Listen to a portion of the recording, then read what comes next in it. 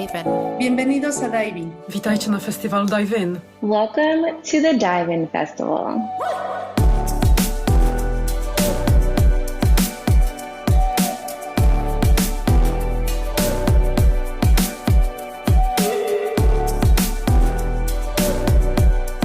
Willkommen zu Dive-In. Bienvenidos a Dive-In. Welcome to Dive-In. Mabuhay sa Dive-In Kapistahan. Üdvözlünk a Dive-In Fesztiválon. Добро пожаловать на фестиваль Dive-In. ברוכים הבאים. בואו לצלול איתנו. Dive-In উৎসবে আপনাদের সকলকে জানাই সাদর আমন্ত্রণ।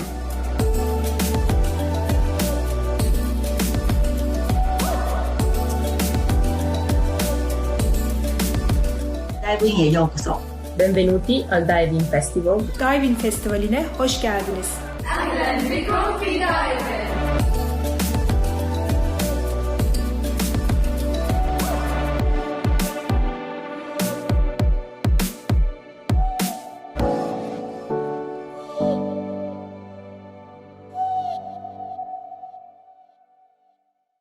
A warm welcome to Dive-In 2020. My name is Margaret Reston-Milkent, and I am a proud co-champion for the Americas. We are joining over 12,000 attendees around the globe who are experiencing Dive-In virtually. You are in for a treat this afternoon. You have the privilege and the pleasure of listening to one of my favorite keynote speakers, Kelly McDonald. Kelly is a dynamic leader, a champion herself for diversity, equity, and inclusion in the insurance industry, and I'm proud to call her a friend. I want to offer a special thanks to CIAB, who have been with us in the Dive-In family. Thank you, Elizabeth McDade. Thank you, Julia Ruiz. You have been amazing leaders, and thank you for making this day happen. So without further ado, let's get on to the Dive-In show. Good afternoon, everyone. Thank you, Margaret. I'm Ken Carrar, President and CEO of the Council of Insurance Agents and Brokers, and we are an annual supporter and Washington, D.C. host of this Dive-In, and welcome to the 2020 Dive-In session, How to Work With and Lead People Not Like You. We're very excited today to be participating in this Dive-In. The Dive-In Festival has been an important component of this industry's efforts to move towards a stronger DEI, and we're excited to be a part of it. A diverse workforce doesn't just mean employees of different racial and ethnic backgrounds. It can also mean diverse perspectives and experiences. With us today is Kelly McDonald, an expert in consumer trends and generational differences, who will challenge us to be more effective in a workforce that brings together diverse thinking and different work styles. So how do you work alongside a person who approaches their work through a different lens? How can you respect those differences to motivate and inspire colleagues and still be effective in your own role? Diversity of perspective is at the heart of innovation, so understanding how to work with people not like you is critical for our business to thrive. This session today will be recorded, and questions can be submitted in the bottom right-hand side of your screen and will be addressed at the end of the presentation. Now I'm excited to turn this over to Kelly McDonald. Welcome, Kelly. Hi, Ken, and thank you so much for that wonderful introduction. And hello, everyone, and thanks for the nice shout-out, Margaret. I consider you the absolute best as well. I'm excited to be talking about this topic. It's the topic that I feel is the most important topic for us right now, and that is how do we actually work with and lead people who are not like us. Everyone is working with people who are not like them. And especially in the insurance industry, as insurance professionals, you know that aside from your colleagues and your carriers and all the different people that you work with there and the different kinds of people, that your customers are also changing as well. So it's imperative that we actually all learn how to harness the strength of our diverse talents and our diverse perspectives and create a wonderful working environment for everyone. So let's get started. Thank you again for joining. So there's a very clear trend in the census, which is a trend that they call the diversity index. And all it really means is if I grab any two people at random anywhere in the United States, what's the likelihood that those two people will be of different races or ethnicities? So, for example, in 1980, if I grabbed any two people at random anywhere in the United States, I had a 34% probability that those two people would be of different races or ethnicities. In other words, I had a 66% probability that they were going to be of the same race, probably white. But look how fast it's changed. In just 3 decades, we went from a 34% probability to a 52% probability. And while the 2020 census has not yet been released, what they did release in July was the diversity index for 2020, which is 65. So now in the U.S., the probability of any two people being selected at random anywhere in the U.S. is 65%. This is not a fad. This is a trend. The difference between a fad and a trend is fads come and go, like fashion. Trends don't come and go. They're shifts. And once they shift, they don't really ever shift back. And we see this trend globally as well as in the United States. So another key trend is people are marrying people who are of different races and ethnicities. And what I find interesting about this is there was a time when this simply wasn't done. You know, it just wasn't done. People kind of stuck to their own kind. And now to have 1 in 6 people be married to a spouse of a different race or ethnicity, it truly shows that we're changing.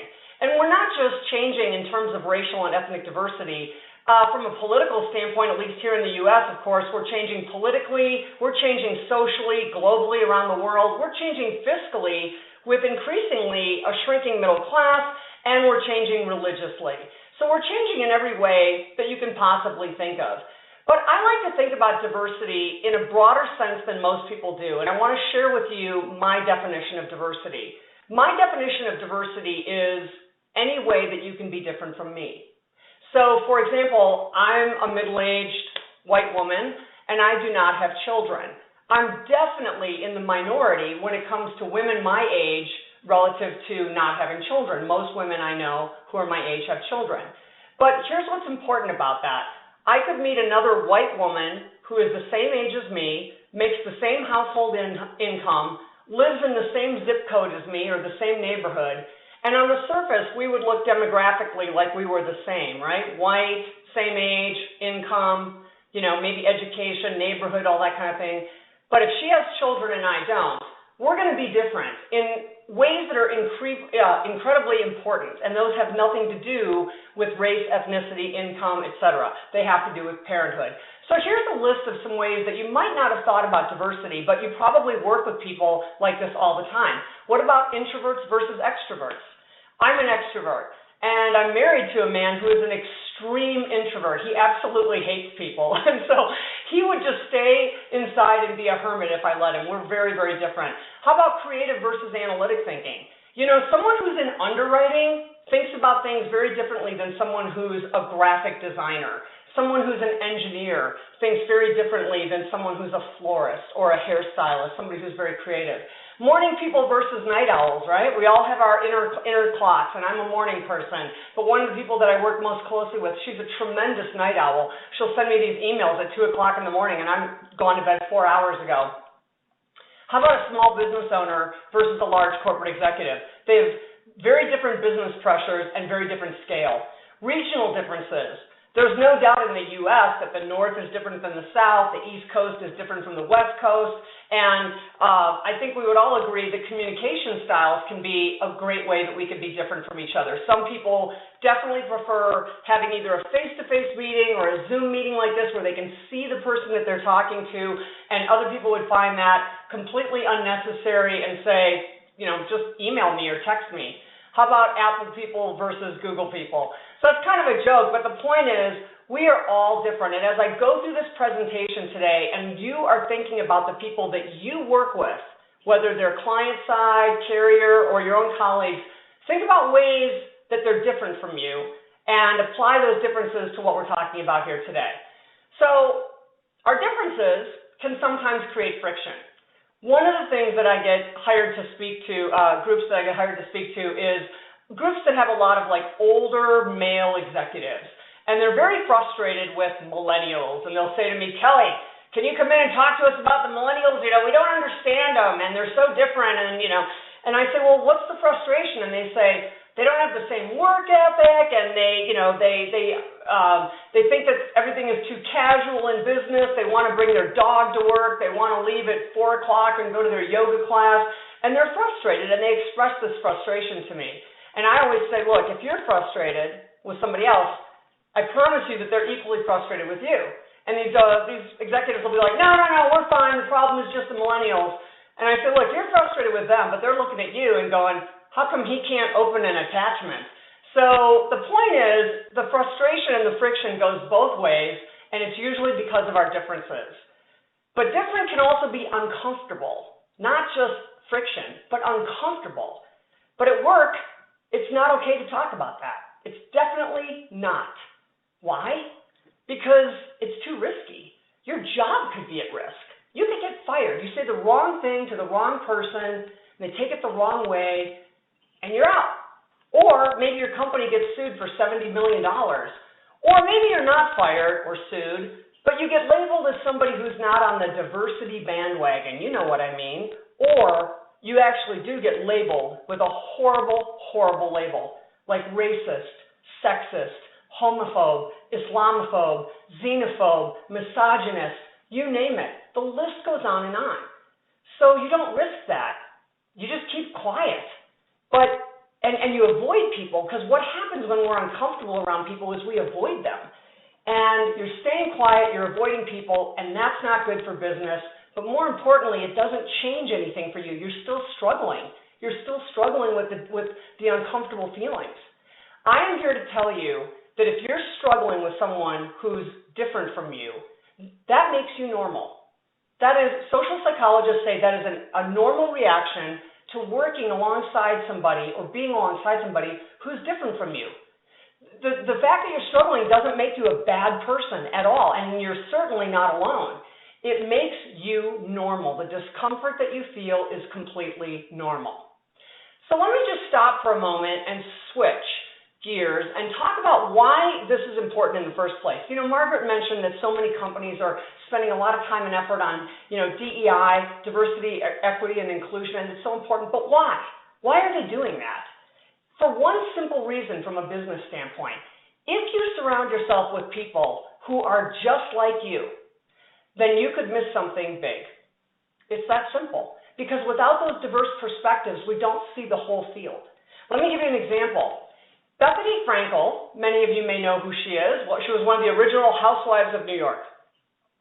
She decided that she would like to create a good-tasting, low-calorie cocktail, and she thought women would just flock to this. You know, if they could have a great-tasting cocktail that didn't blow 40% of their day's calories, they'd be all in. And she approached every single American liquor company in the United States, every single one of them with this idea, and every single one of them turned her down.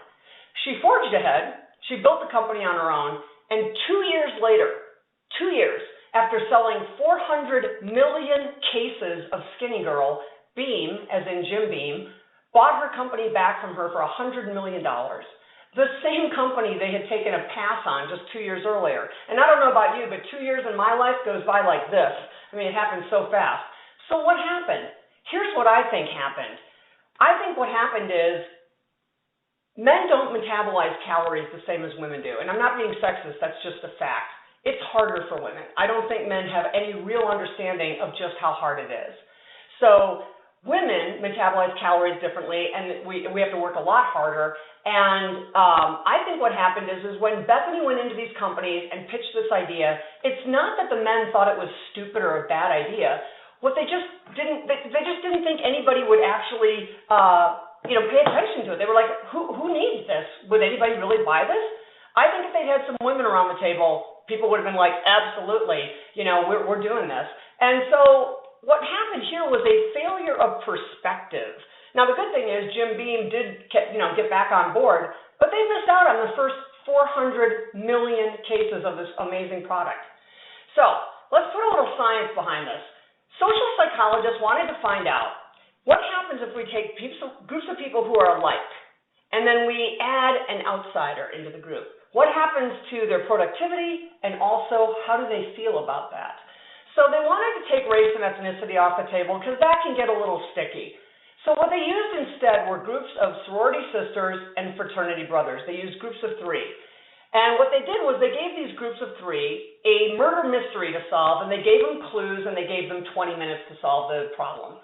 But 5 minutes into the exercise, some of the groups were joined by a 4th sorority sister or a 4th fraternity brother, but from a different house. So they're all college students, they're all in Greek life, but one of them is an outsider. So what happened? Well, as you can imagine, the ones who had the outsider solved the murder mystery better, faster, more accurately, a significant percentage of the time. But that's not where it gets interesting. Here's where it gets really interesting for me.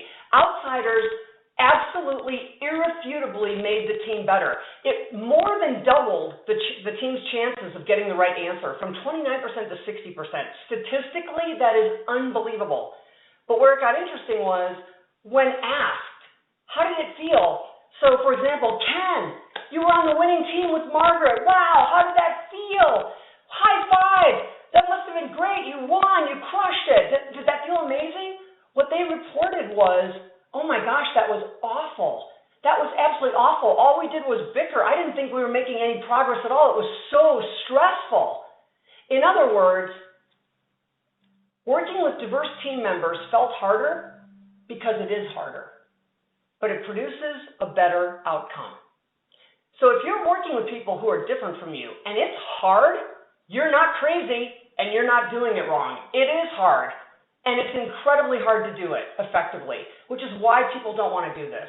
And so this makes you, again, normal. So as you go through this and you're struggling with those difficulties and it feels incredibly frustrating and difficult, trust the process, not the feelings. The feelings are not going to be that great. It's going to be stressful. It's going to be frustrating. But trust the process, because you will get there, and the outcome is proven to be better than what you could do by yourself. So let's talk about how to do this. 8 ways to work with people who are not like you.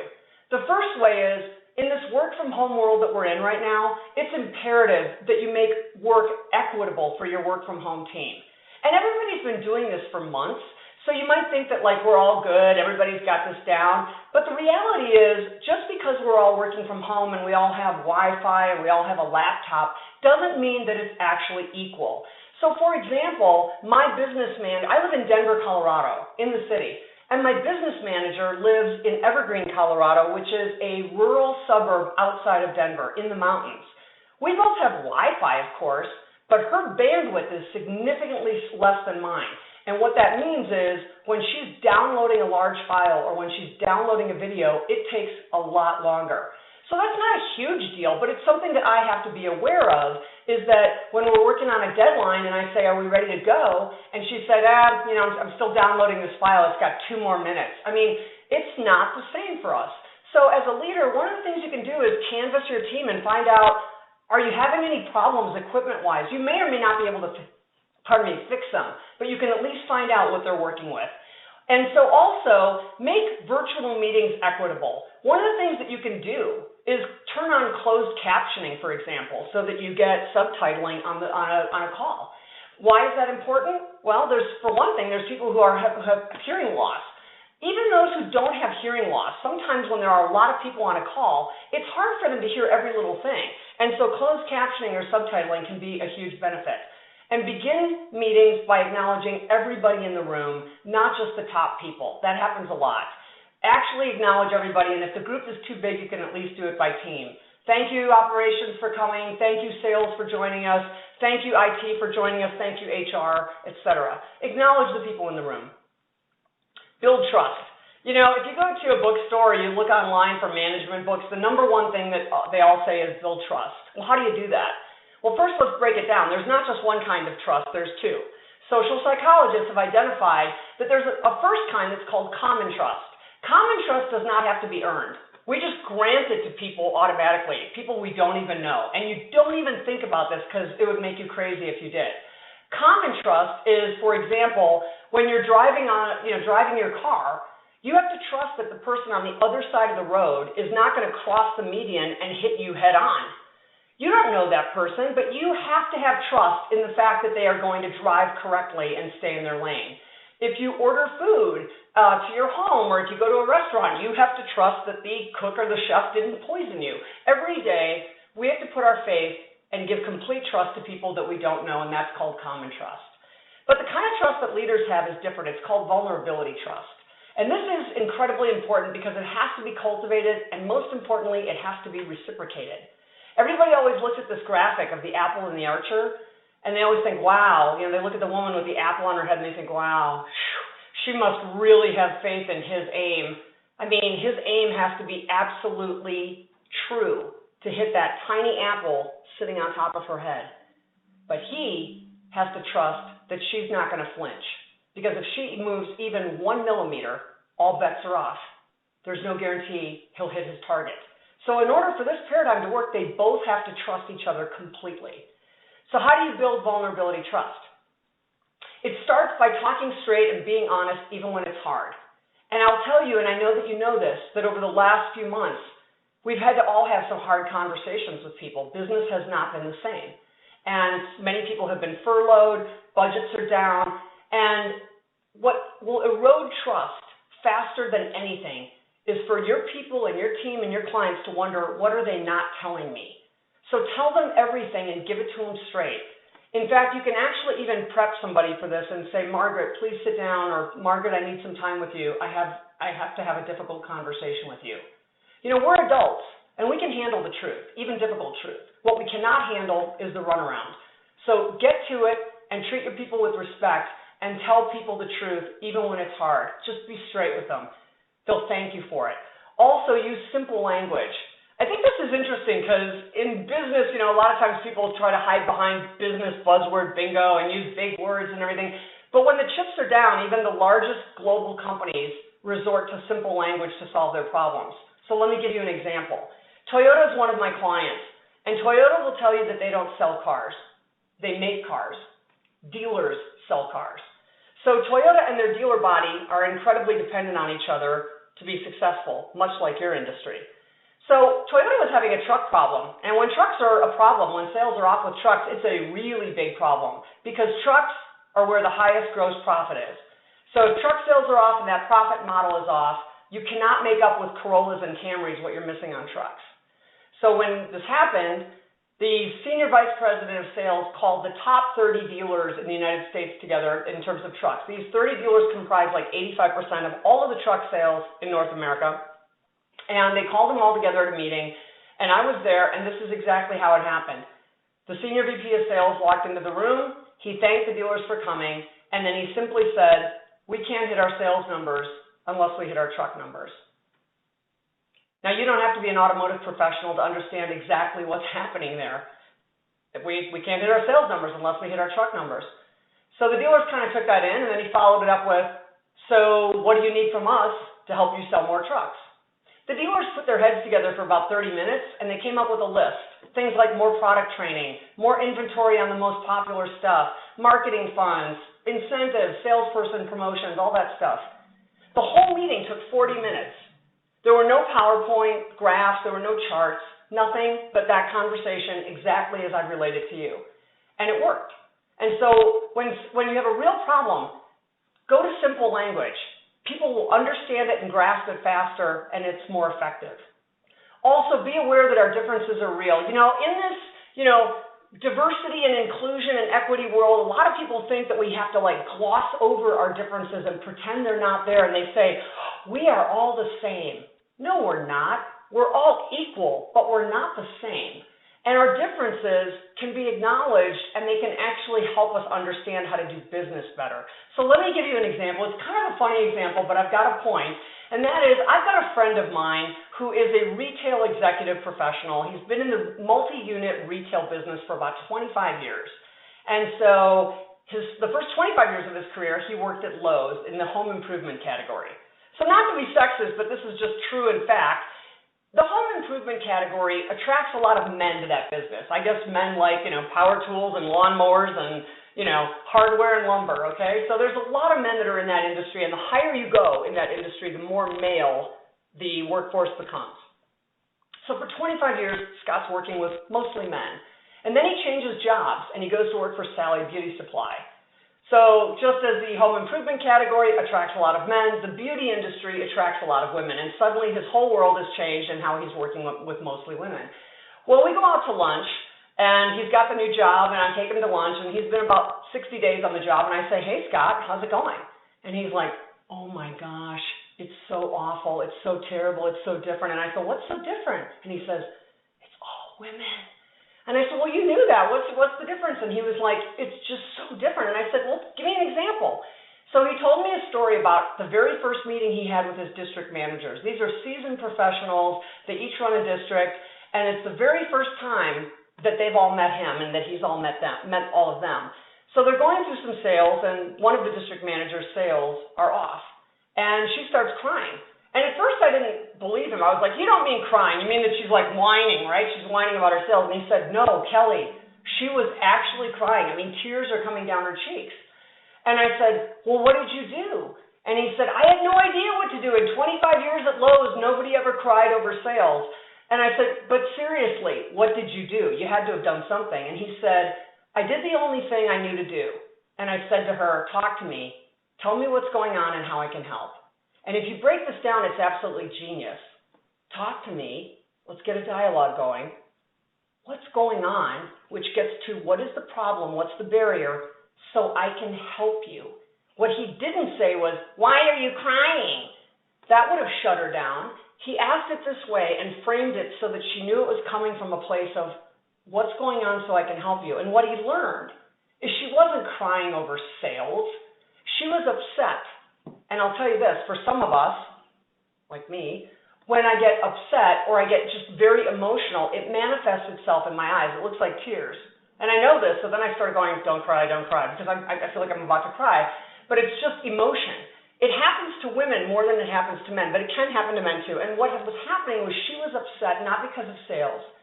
She was upset because she felt like in her very first meeting with her new boss that she was letting him down. And when she told him this and he learned this, he was able to comfort her and say, you're not letting me down. He was able to reassure her and say, I've seen your track record. You're amazing. Your track record speaks for itself. I'm really looking forward to working with you, but clearly something's going on in your district, so let's talk about what might be affecting sales. The point is we are different. So here's just a couple of slides that are really going to help you the rest of your life in working with women and working with men. And again, this is not anything other than social science, and this is fact. So with women tend to value expansive choices, and we like seeing all of our options. We're not overwhelmed when we're given lots of options. It's actually the opposite. We feel empowered. I can look at 175 different colors of blouses, and I know I want the tangerine one because I looked at all 175, and that's the one I want. Men, on the other hand, want their choices simplified. I'm sorry, you guys, but I always say there's a reason your clothes only come in 3 colors, black, navy, khaki. And that is because, for men, scientifically, the magic number is 3. So think about electronics. Men buy more electronics than anybody else. Flat screens, cameras, phones, etc. When you go shopping for electronics, this is what you see. You see pricing done in groups of 3. All the time you see this. Even things that are not electronics that are heavily marketed to men, like tires. Why? Because it works. So here's how you as an insurance professional might use something like this. If you are talking to a woman and you have a number of products that would fit her needs, you might say, here are all the different things, all the different products that we have, and let me explain to you how they work, and then we can talk about which one's best for you. And she'll be patient with that. If your client is a man, then you might say, we have many, many different products. Based on our conversation, I'd like to walk you through my top 3 recommendations for you. Now, if a man wants more information, you can always give him more, but you'd be amazed how far you can get when you give a man 3 and give a woman expansive options. So use that, and that'll be helpful to you. And speaking of that, it's about giving people what they want. In those cases, perhaps a man wants, his choice is narrowed to 3, and a woman wants more. Give people what they want. If you can figure out what they want, then give it to them. It's how they're going to actually take in your business information better. So it's not hard to see how many global companies actually just tweak their products and services to try to give people what they want and not do the same thing everywhere. Burger King actually changes their sandwich. In New York City, if you get their breakfast sandwich, that sandwich is served on a bagel. And in Birmingham, Alabama, that same sandwich is served on a biscuit. So just a minor tweak to a core product that they offer. Here's some examples. Personalized communication is very important right now. Since we can't see each other much socially right now, it's very important that we stay connected as best we can. The thing is that you have to be cognizant is that video conferencing is the way that most of us are doing most of our business, but for some people, that can actually lead to fatigue. And so one of the things that I recommend is actually asking your clients and colleagues, what would you prefer to do? Would you prefer to have a virtual call where we can see each other, or would you prefer to just have a phone call? Increasingly, one of the things I'm hearing from clients and colleagues is, can we just have a regular phone call? One of my friends said, I have a beautiful deck, and I'd like to just be able to sit outside and talk to you instead of being, locked into the computer and staring into the green light. One of my clients said, that she would like to be able to walk around and water her plants while she's talking to me. Whatever is best for them is what we should do. So ask people, what's the best time of day to reach you, morning or afternoon? Would you rather have, a virtual call or an actual phone call? And even those who are trying to get together, there's not a lot in some places that we can do, but one of the things that's become very popular is let's go for a walk. And so people will meet at a Starbucks or something like that, and we'll just go for a walk around a couple of blocks. And they're getting some fresh air, and they're seeing each other, and they can still socially distance. So here's something that nobody wants anymore. Nobody wants your big, long, rambling email. Nobody wants that because we don't actually read anymore, we skim. So if we don't read anymore, we skim, then why wouldn't you want to create an email that makes it very easy for someone to skim through and find out what it is you want me to do or what it is you want me to know? So would you rather read this? Or would you rather read this? I'm betting that you'd all go for the one on the right because white space and bullet points visually break up information and make it easier for us to skim through it and easier for us to find our action item because there's only two reasons why we send an email. I either want you to know something or I want you to do something. So if that's the case, make it as easy as possible for someone to find that. So white space and bullet points, break up that visual. Use those are your friends. And I find it interesting and kind of funny that our culture, of course, creates these acronyms and abbreviations that make communication easier and faster for all of us.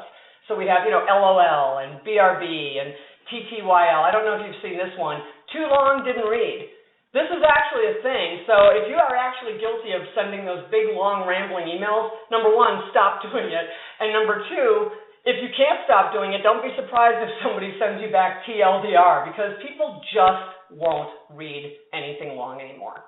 So, agree to disagree. Words that should work, but they're problematic. I was taught these words as a child. My parents taught me that when I disagree with someone and we come to a point where we're just knocking heads, that these are the words that I'm supposed to say, that they're polite and professional. And they are, but they don't work. Here's why. If I say, John, let's agree to disagree. What John hears is that I think he's too stupid to see that I'm right. It sounds very dismissive, and more importantly for me, it's a conversation ender. Because if I say, John, let's just agree to disagree, shall we? This conversation's over. And he feels put down. So in business, we can't afford to ever have the conversation be over. The conversation always has to continue, even if we don't agree, even if it's uncomfortable. So here's a better way. A better way is to say, I see it differently. I see it differently is amazing because it's not antagonistic. It's not superior or judgmental. I'm not saying I'm right and you're wrong or I'm smart and you're stupid. It's not combative in any way. And I'm not even trying to persuade you over to my point of view. It's a simple declarative statement. I see it differently. So look at this graphic here. Is it 606 or is it 909? It's both. It depends on how you see it. It's possible for two people to look at the exact same thing and see it differently. Also, I see it differently is not a conversation ender. It continues the conversation. If I say to John, I see it differently. Here's what I promise you he's going to say. He's going to say, tell me how you see it. And then we're going to have a conversation and not a debate, and it's going to be constructive. So erase these words, agree to disagree, from your language and replace them with, I see it differently, and you'll get much, much further. Also, take the emotion out of it. You know, when we work with people that we love to work with, then work is just a pleasure. But understand and accept that you're not always going to like everybody that you work with, and that liking or disliking are emotions. And you can set those emotions aside if you don't like somebody. You do have to be professional, and you do have to be respectful under all circumstances, of course, but nowhere in your standard operating procedure does it say that you have to like everyone. So think about high-functioning teams where there's no way that everybody could like each other. A football team, for example. And I'm not just talking about the players. I'm talking about the entire team. A Major League NFL team here in the United States has hundreds and hundreds of employees who work on that team. Do you think they all like each other? No way. It's not possible. But when they get out there, they have a job to do, and they do it. If you're in the military, in a platoon or a troop, do you think that everybody in a platoon or a troop likes everyone else in their troop? No way. It's not possible. But when they get out there, they have a job to do, and they do it. So if you think about working with someone that you just don't like, you know, and you guys just rub each other the wrong way, oil and water, think about something like simple as this. Could you sit down with a person that you don't like and do a budget forecast? Of course you could, because that's a task. You can do that. You don't have to have liking or not liking involved in it at all. You can just sit down and do that task. So let yourself off the hook and understand that it's okay to not like everybody. Again, you do have to be respectful and professional, but you don't have to like them. Also, I want to spend a minute talking about something that nobody likes to talk about, but I think it's incredibly important, and especially now, and that is sometimes people say the wrong thing. You do it, I do it, your people are going to do it, your family's going to do it, your friends. Sometimes we just say the wrong thing out of thoughtlessness, carelessness, or ignorance, not necessarily because we're mean-spirited. So I'm going to give you a few examples here. The first one is my friend Amber. She lives in Kansas City, and she's a young female black attorney in Kansas City, and she had to go do a deposition in Salina, Kansas. And I'm betting that many of you don't know where Salina, Kansas is, and with good reason. It's a very, very small town. It's not Kansas City or Wichita or Topeka. It's Salina. And it's very small, it's very rural, and it's very white. And she decided that she would go over to the other attorney's office for this deposition, and she walked in, and as Amber tells the story, the receptionist behind the counter is like 108 years old, and she introduces herself and says, I'm Amber Fitzgerald, and I'm with, McCormick, Simmons, and Fitzpatrick, and the woman behind the counter says, oh, well, you can just wait for your attorney right over here. And then Amber says, I am the attorney. I'm Amber Fitzgerald, and I'm with McCormick, Simmons, and Fitzpatrick out of Kansas City. And then the woman said, I didn't know they let paralegals do depositions. So, huge insult, right? But you know and I know that this woman was not trying to insult her. In fact, I was very outraged when my friend Amber told me this, and I said, oh my gosh, what did you do? I would have shook my finger at her. I would have said that she's racist and sexist and ageist and an awful old lady. I would have given her a piece of my mind. How dare she think that you're just a paralegal or whatever. And my friend Amber said, Kelly, she's 108. And she wasn't forgiving the comment. She just said, in her context, when she was growing up, women were not even in the workforce, and if they were clerical. I think she just said the first thing that came to mind, and she just blurted it out. So I said, well, what did you do? And she said, I gave her a little grace, and I brought it back to business. I reached into my purse, I pulled my business card out, I gave it to her with a big smile, and I said, I'm Amber Fitzgerald, I'm with McCormick, Simmons, and Fitzpatrick, and I'm the attorney for the defendant, and I'm a little early, so I'm just going to sit right over here and wait for my client. And she said that woman was mortified. She knew what she had said, and she was horrified. But the point is she didn't mean it the way it came out. And I think sometimes we have to give a little bit of grace and bring it back to business. Let me give you another example. Itron is a global company that makes heat meters. If you have heat in your home, go look at your meter sometime, and chances are it says Itron. They have thousands and thousands, tens of thousands of employees all over the globe. And I was talking to them about this issue, about sometimes people say the wrong thing, and their top person in the HR department said, "Thank you for talking about this. We wrestle with this." And I said, "Really? What happens?" And she said, "Oh, you know, when somebody says the wrong thing around here to the wrong person in the wrong way, we get sued for $70 million. It's a problem." And I said, "Like what?" And she said, "Well, in the engineering industry, you know, everybody's smart. And so a lot of these engineers, when they're in a meeting with other engineers, they try to out-brainiac each other. You know, they're trying to show that they're the smartest person in the room because they're all incredibly smart." And she said, "We had a meeting recently with a group of engineers, and one of them suggested a product improvement, and then another one said, 'That's the most retarded idea I've ever heard.'" A hugely offensive statement, and wrong, wrong, wrong. Completely inexcusable. But knowing that it's wrong and inexcusable, I would also ask you to ask yourself, you know and I know that that person was not trying to mock mentally disabled people. No way. He or she was probably saying a word that they've said all along, all their lives, and it's wrong. They shouldn't say that, but they probably didn't mean what it means. And I said to my client, "What did you do?" And she said, "When we found out about this, we pulled him out of another meeting and we said, 'Ted, not sure if you know what you said in there, but here's what you said. Here's why that's unacceptable, and here's why that's never going to happen again. Are we clear?'" I mean, they put him on high alert, and he was horrified. He had no idea he'd even said this. So they gave him a little bit of grace, and they gave him one more chance. But the point is, sometimes people say the wrong thing. Last example. My business manager, the one who lives in Evergreen, Colorado, got a new car.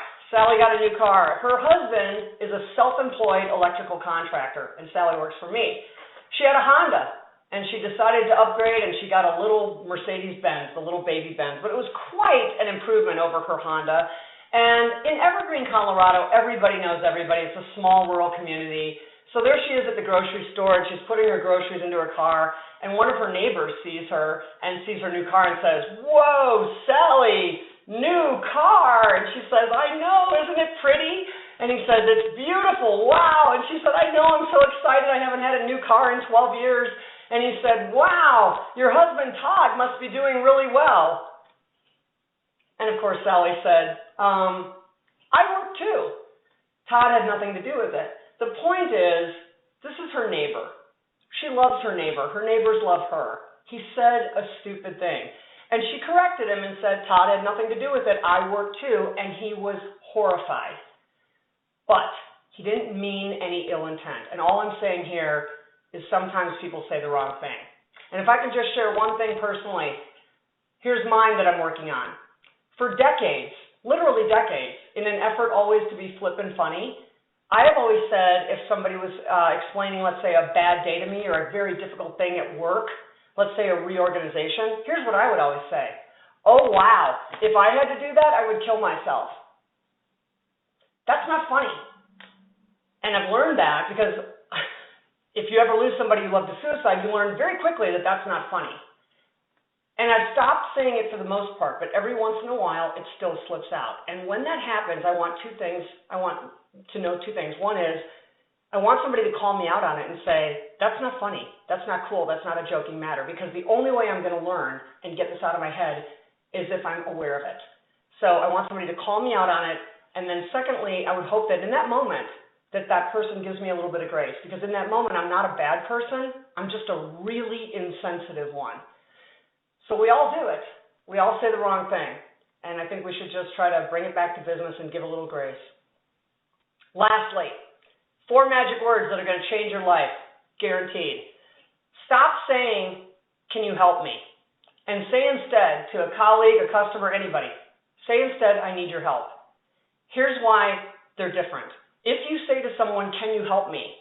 their answer can be no, legitimately. I can say to Margaret, "Can you help me? I could really use your help on this." And she might say, "Kelly, I would love to, but I'm on a deadline for this, and it's at 3 o'clock today, and I've got to get these numbers in, and I'm so sorry. I would under any other circumstances. I would totally help you, but I just can't." Can you help me can be met with a no. If you say instead, I need your help, it works totally differently. It's not a yes or no question, and we are designed to help each other as human beings. That's how we survive as a species. So if I say to Margaret, I need your help, she's going to say, first of all, what do you need? What's going on? How can I help? She doesn't have any information. She wants to know. And then when I describe what I need, she's going to say, you know what, I'm on a deadline, but let me get Julia from CIAB. She can help. I know she can. And all of a sudden, she's invested in solving my problem, even though she personally cannot help me. This will open more doors for you than any other 4 words that you're ever going to use. No one can refuse help. If you say to someone, I need your help, they will help you. It's in our nature. So, we're going to take some questions, but before we do, I just want to give you 5 things that you can remember and do as you're working with people who are not like you. The first one is understand that working with people not like you can be challenging and it can be frustrating, and that makes you normal. You are not alone. Understand that that's normal and power through it. Trust the process. Have conversations and not debates. Use I see it differently instead of let's agree to disagree. Adapt to others and their differences. Try to give people what they want. I gave you the example of women and lots of choices and men preferring their choices narrowed to 3. Again, in the simple day-to-day things that we're all doing, ask somebody what kind of call they would like to have or how they'd like to be communicated with. Talk straight, use simple language, especially when it's a tough conversation. That's when it matters most. Remember, nothing erodes trust faster than people wondering what you're not telling them. So tell them the truth, tell them everything, they can handle it. And use I need your help. So I'd like to leave you with my favorite proverb of all time, and that is this one. It's an African proverb. If you want to go fast, go alone. If you want to go farther, go together. I have a book by the same topic. It's available wherever books are sold, online, etc. And it's got more information. If this was a helpful session, you can get more information there. And I think now we'll take our questions. Thank you, Kelly. And yes, as a reminder, if anyone has questions for Kelly, they can be typed in the Q&A box on the right-hand side of your screen, and we'll just pause for a moment while those come in. And the most popular question that I've gotten so far is, will this session be recorded and slides be shared? And the answer is yes. We will get that information out to you guys within the next few days. So Kelly, the first question is, how can you respond to someone who is debating your kindness over and over again? Debating kindness? I'm not sure I understand, but wow. If someone is debating kindness, what I would do, if someone is not interpreting my kindness as kindness and somehow they're saying, well, you're just doing that to do this, or you're just doing that to be this, I would set the record straight. I would say, I'm actually trying to help you, or I'm trying to be thoughtful here, or I'm trying to be kind. And I feel like, obviously, it's not coming across that way. What can I do to convince you of my sincerity? That's the only thing I can think to do, is to just lay it out on the line. I'm all for very blunt conversations. And if somebody's going to debate someone's thoughtfulness and kindness, I think that you can kind of respectfully call them out and say, I'm doing the best I can here to be helpful, and I don't think it's coming across that way, or apparently you don't think it's coming across that way. What can I do to assure you of my sincerity and genuinely help you? I guess I'd like to ask the person who posed that question if that's a helpful answer with the context that they're asking that question. Okay, thank you. And the next question is, how do you respond when someone says agree to disagree? Can you take the conversation back? Okay, that's a great question. When someone says, let's agree to disagree, I think you can. I think you've got to make sure that you're not coming across like you're steamrolling over them. But if I'm having a conversation with you, Julia, for example, and you say, well, Kelly, let's just agree to disagree. I think we're on different sides of the table here, so let's just agree to disagree. What I might do is try to engage a little bit more and say, I think we see things differently, Julia, and I really want to know how you see it. So tell me how you see it. And it kind of takes the pressure off of agreeing, because agreeing is an action, right? It means we've made a decision. We've come to a point where we're agreeing on something, and we may not be there. I think a good way would just be to say, tell me how you see it, Julia. I want to understand. And then if Julia shares, and then I might say, okay, that really helps me get a better understanding.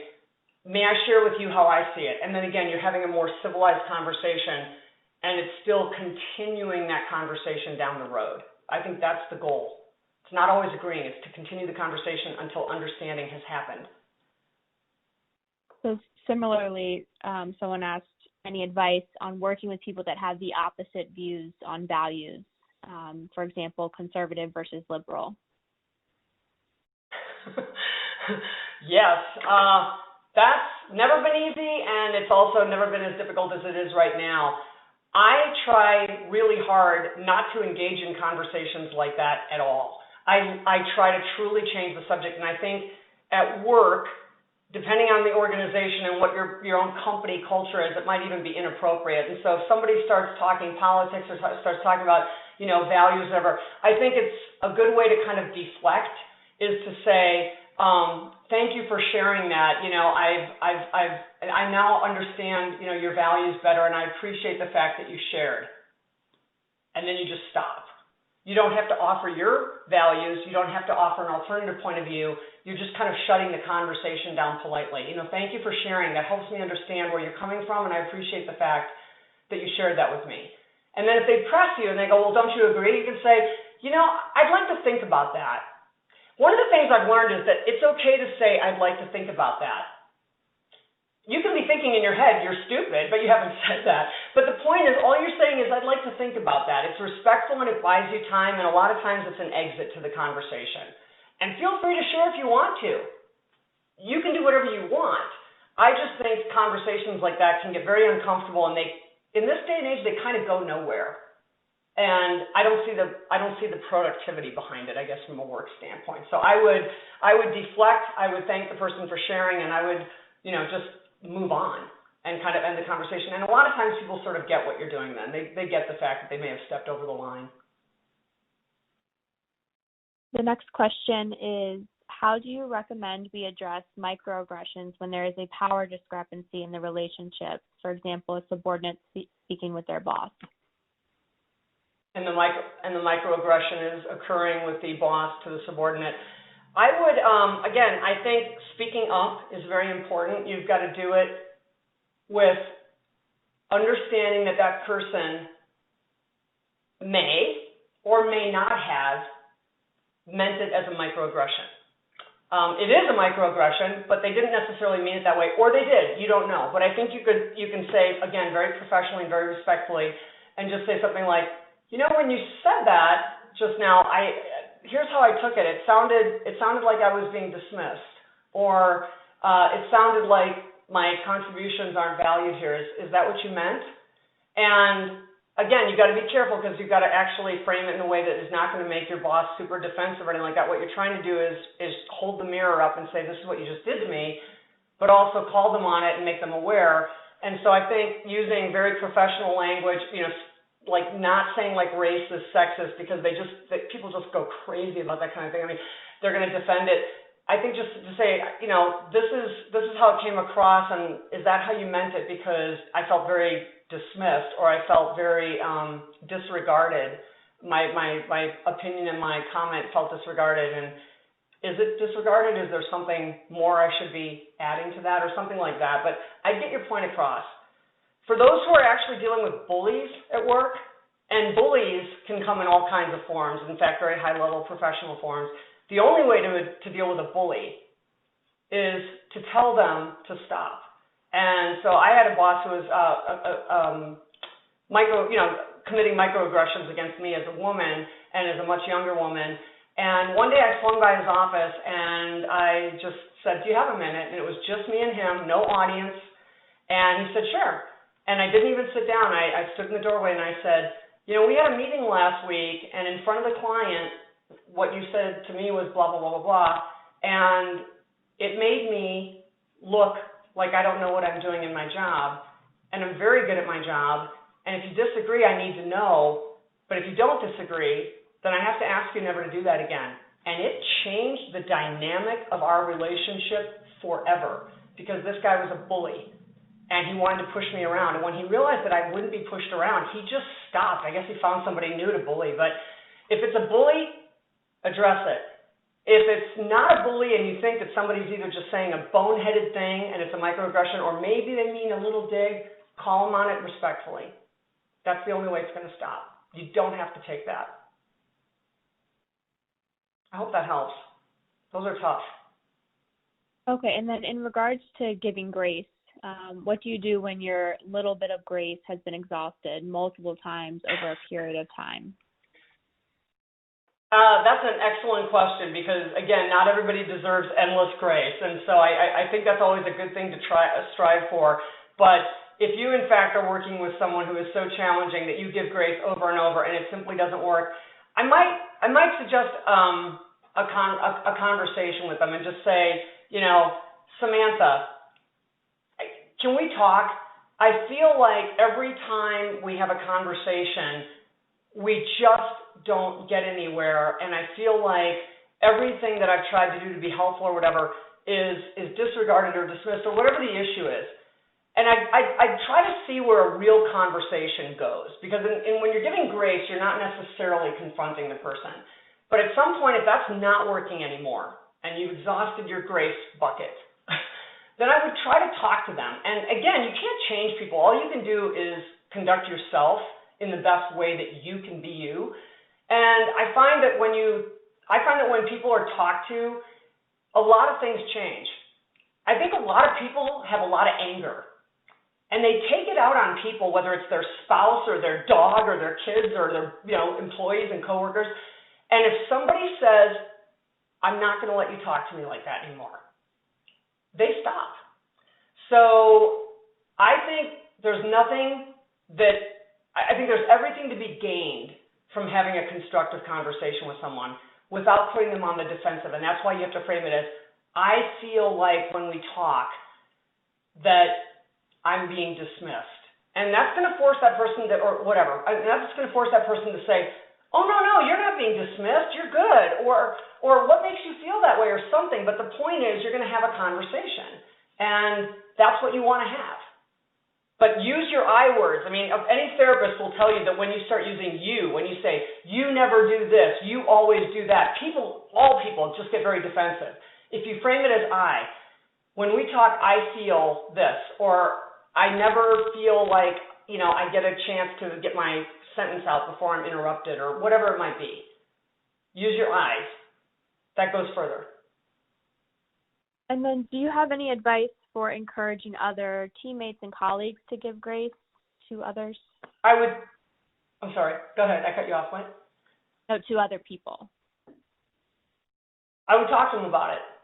I mean, in the same way that I just shared with you, that we have a choice that when someone says the wrong thing, we can either take up swords, and sometimes we should, but sometimes they really just say something stupid. And I think when it's genuinely coming from a boneheaded place, or when it's coming from like a microaggression and an aggressive place or a mean place. I think we know. But the point is, in the same way that I talked to you about it and said, give a little grace, talk to your team about it. I mean, just sit down with your team someday, or metaphorically sit down with your team virtually and say, we're in a tough spot right now. Everybody is stressed to the max. We're very divisive politically, socially, and values-wise. There's a lot of bad things going on in the world, and we can't control them. What we can control is ourselves and how we work together as a unit. And so when we have friction in the group, when we have friction with another person, I'm going to ask you to pause and just give a little grace. And here's another thing that's not, giving grace is an action. Let me back up for one thing, and 1 minute, I'm just going to share something very personal. I've been married to the same guy for 34 years. I will tell you that that's not easy. And I will also tell you that if you're going to spend 3 decades of life with someone, you're going to have some very good years and some very tough years. And I am not afraid at all or ashamed to say that we've been to marriage counseling twice, and it saved our marriage. And here's the thing that I learned. Our therapist said, when that friction occurs and he says something and I'm like, what do you mean by that, right? And all of a sudden we're fighting. He said, assume goodwill. Assume goodwill. So when my husband would say something that in the past I would react and be like, what's that supposed to mean? What do you mean by that? And I'd get all defensive, and I'm the one who's blowing up, and then he escalates, and then I escalate, or whatever. He said, just assume goodwill. Maybe he's just asking the question. And that changed everything. So I think there's almost 2 parts to this. One is assume goodwill, and then you can give grace. Now, if you find out that the person does not have goodwill, that in fact they meant it to hurt you or something, that's a whole different thing. But there's almost two actions. One is just pause for a second and just assume goodwill. Sometimes people say the wrong thing. And then the action that you can give that person is grace. That helped me a lot. And I use it in business and in my personal life. And it really has changed things for me when I just assume goodwill. Not everybody in the world is out to get me. But it's tough. And I will tell you right now that we're stressed to the max. And the longer this thing goes on with COVID, the worse that people are behaving. They're starting to lose it. So you can expect more friction. You can expect more conflict. People are losing it. Everybody's doing the best that they can under very difficult circumstances. And I think that if you just take that view too and just go, hold on, just assume goodwill, try to work it out. Don't ever put up with people treating you disrespectfully. Don't ever put up with racist, sexist, misogynistic, homophobic comments. I'm not suggesting anything of the kind. I'm just talking about the little day-to-day slips that we all make. Understand that we're all working under extremely difficult circumstances, and most people are doing the best they can, and the longer this goes on, the less of a grip they've got on that, I think. All right, with that, it looks like we're right at the top of the hour, so we're going to close our session for the day. On behalf of the Council and Dive In, thank you all for listening in today. Kelly, thank you again for your time. Thank you. Great presentation. And just as a reminder, because the questions are still coming in, we will share the recording for this with all of the people who are registered. Thank you so much, everyone. Thank you for attending.